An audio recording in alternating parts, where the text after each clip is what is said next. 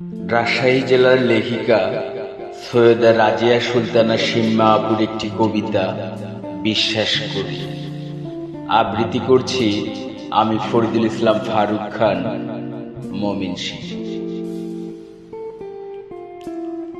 তোমাকে বিশাল একটা আকাশ দিলাম, তুমি বিশালতা সম্পর্কে জানতে পারো নাই বলে ফিরিয়ে দিলে। দিতেই পারো, একটা সমুদ্র দিলাম, দিলাম এক উন্মুক্ত এক বিকেল, তুমি গভীরতা আন্দাজ করতে পারো নাই বলে ফিরিয়ে দিবে হয়তোবা। একটা গোটা রাত দিলাম, তোমায় আরো দিলাম সন্ধ্যা তারা, তুমি অন্ধকার ভয় পাও বলে ভরা পূর্ণিমাটা দেখলে না, তুমি আমাকে আবারও ফিরিয়ে দিলে।